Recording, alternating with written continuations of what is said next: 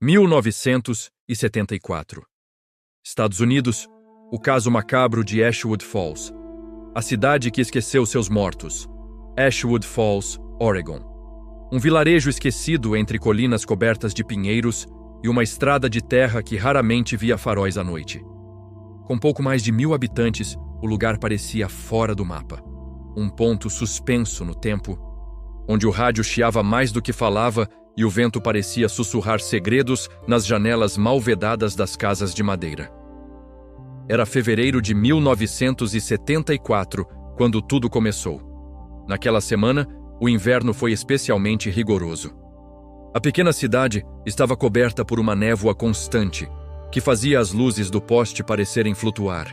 E foi nesse cenário que ocorreu o velório de Mary Lou Carpenter, uma mulher de 37 anos, professora da escola local, encontrada morta dentro de sua casa, sozinha, sem sinais de violência, com uma expressão de pavor no rosto.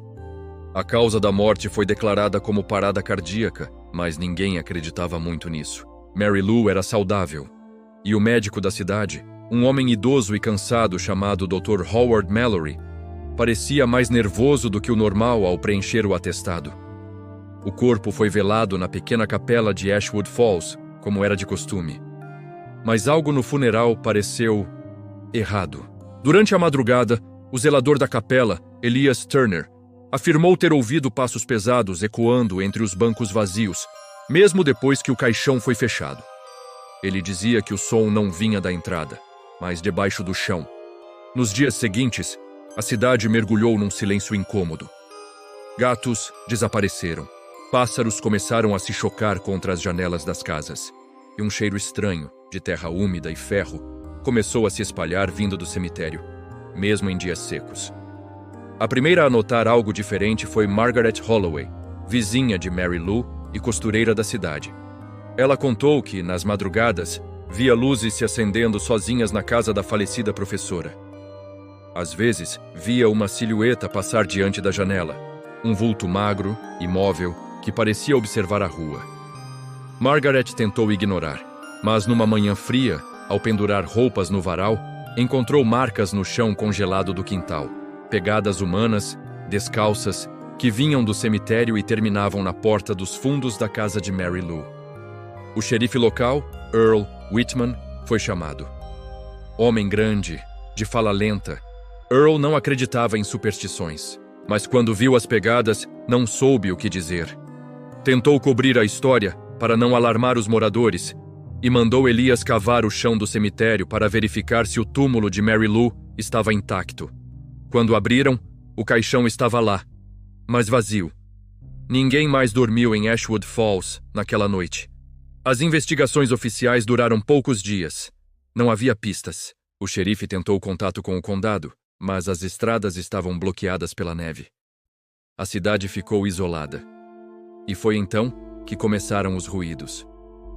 Madrugada após madrugada, moradores relataram ouvir batidas vindo do subsolo. Sons abafados, compassados, como se alguém batesse de dentro da terra.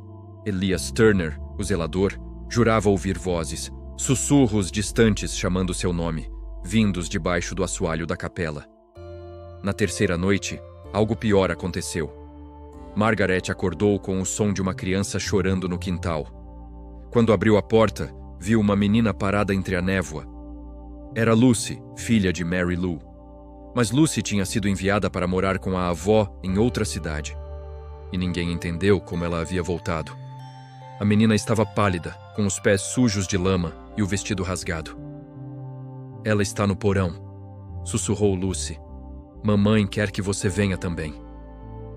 Margaret desmaiou. No dia seguinte, ela foi encontrada viva, mas em estado de choque. Não falava, não comia, não dormia.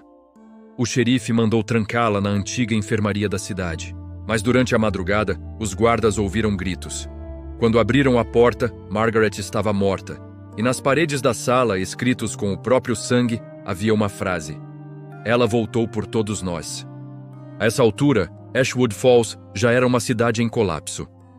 Famílias começaram a fugir, abandonando casas, móveis, animais. O xerife e o Dr. Mallory tentavam manter a ordem, mas algo parecia consumir o lugar. Uma energia invisível que corrompia o ar, a mente, o tempo. As noites se tornaram longas demais. Alguns diziam ver Mary Lou caminhando entre as árvores. Outros que ouviam risadas de criança vindas do cemitério. E havia quem jurasse que os mortos começaram a aparecer em fotografias recentes, em reflexos de espelhos, no vidro das janelas, nas poças d'água da chuva. Em meados de março, o xerife Whitman desapareceu. O rádio da delegacia tocava sozinho, emitindo uma frequência estranha, uma mistura de estática e respiração humana. O Dr. Mallory foi encontrado dias depois, no meio da estrada que levava à saída da cidade, ajoelhado, tremendo, repetindo a mesma frase. Ela nunca morreu. A última pessoa vista viva em Ashwood Falls foi Elias Turner. Um caixeiro viajante disse tê-lo visto caminhando no acostamento, coberto de lama, com os olhos fundos e um colar feito de pequenos ossos pendendo do pescoço. Ninguém mais entrou ou saiu da cidade. Meses depois, quando as autoridades estaduais finalmente conseguiram chegar ao local, encontraram o vilarejo vazio. Casas abertas, mesas postas, rádios ligados, mas nenhum corpo.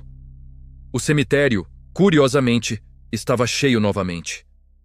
Todos os túmulos ocupados, com nomes gravados em cruzes de madeira, incluindo o de Mary Lou Carpenter. E ao lado dele um novo, Elias Turner, falecido em 1974. Mas o mais assustador foi o túmulo no fim da fileira. Sem nome, sem data. Apenas uma frase entalhada no tronco de uma cruz. Ela prometeu voltar quando esquecêssemos. Desde então, Ashwood Falls nunca mais apareceu em nenhum mapa. A estrada que levava até o vilarejo foi interditada e coberta por vegetação, mas às vezes, motoristas que cruzam o Oregon afirmam ver uma luz fraca entre as árvores. E ouvir, bem de longe, o som de um rádio antigo tocando uma melodia que ninguém reconhece. Alguns dizem que é só uma lenda urbana. Outros acreditam que a cidade ainda está lá, presa entre o mundo dos vivos e dos mortos. Mas há quem garanta que em certas madrugadas de inverno, se você encostar o ouvido na terra e prestar bastante atenção, consegue ouvir batidas, compassadas, fracas, vindas do subsolo. Se você gosta de histórias reais, misteriosas e sombrias como esta, inscreva-se agora no canal Arquivos Secretos. Aqui, nós relembramos o que o tempo tentou enterrar, mas que continua vivo, esperando ser descoberto.